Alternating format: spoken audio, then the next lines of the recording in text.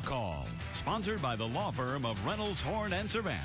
And now, in the public interest, your rights, your calls live. Law Call. Ask Bubba, if let's say you're in a wreck and you've been drinking, but you're less than 0.08 blood alcohol content, right? And there's a fatality in the wreck. Very good question. What is the impact of that on the driver? Let's say you're not even at fault.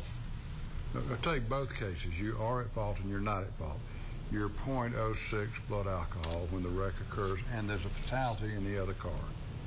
Well, that's a very good question, and that is very complicated, but let's put it this way. If you have alcohol on your breath or any other impairing substance that they smell or get you to answer a question to, such as prescription medication, you're going to go to jail, and you're probably going to be charged with vehicular homicide, which carries a 15-year state prison sentence. It's 3 to 15 years. And even if you're not at fault. Are you talking about if you're over the... Doesn't matter, because they can still prove impairment at a number under the 08. The 08, if you think of it this way, if they prove that you were 0.08 from a test taken within 3 hours of the driving ending, they can get a conviction even without impairment with an 08 or more.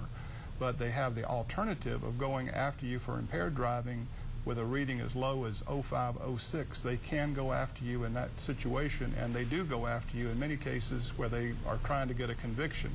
They'll also sometimes charge you with reckless driving vehicular homicide, so if they can't get you on the DUI DUI vehicular homicide, they'll get you on a reckless driving vehicular homicide. Okay, time out. What are the elements of the crime? If you're less than 0.08, is that by a process of extrapolation back? They use that. They will have an expert try to do that. Okay, so then they're trying to put you at 0.08 at the time of Not necessarily, because an impairment, they will argue, is any amount of alcohol that renders you less safe to drive than if you had not had that alcohol. That's how they're charging the juries. That's what they tell the jurors. If you find that this person was a less safe driver by virtue of whatever alcohol he or she had, then that's a crime in Georgia, and if the jury finds you guilty and that was a contributory factor to the death, you can get 15 years in state prison per injury or death. So they can stack them on top of each other, 60 years sometimes. So if you're more than 0.08, though, then there is a presumption that you are, in fact, impaired. If you get the test number in, a 0.08 or more, we fight that test result, but that means that they don't have to prove impairment. They just have to prove that you had that much alcohol, which is the crime of having that much in your system is the crime.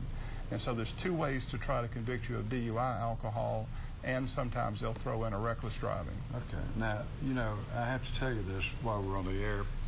You're probably the only guest we have less popular than you with the general public would be the American Civil Liberties Union, because your sole purpose in the practice of law is to defend drunk drivers, right? Accused drunk drivers. Accused drunk drivers. Yes. Okay, drivers who've been accused of driving under the influence. Correct. But in essence, you really want to be able to establish either the validity, the invalidity of the test that they're given to establish their guilt. Well, we go after the test, that's true, but here's the thing. Almost no one can say, I've never had a drink at dinner and then driven a car or ridden with somebody who did that. Because again, it's no crime if you're 21 and over to drink and drive. There's no crime in any state. It's not a crime in Georgia. It's just that you magically get too much alcohol and you go from perfectly legal to perfectly criminal. And they will try to convict you. And if you've been in an accident where serious injury occurs, that's 2 to 15 years.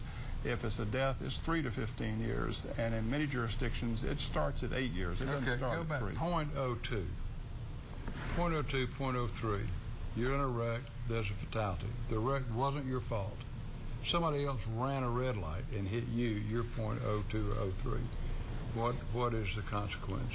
Recently had a very similar case to that, and one of my friends who was in my network had it.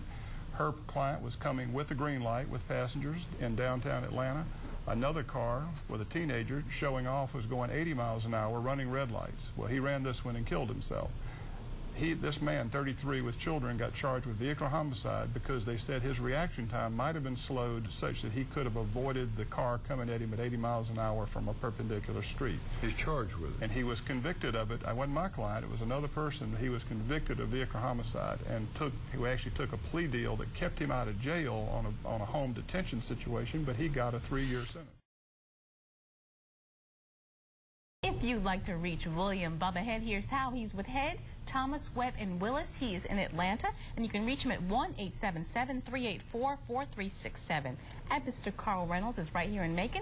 You can reach him at Reynolds, Horn, and Servant. That number is 478-405-0300, or toll-free 1-800-537-3238, or visit Carl's website at reynoldsinjurylaw.com.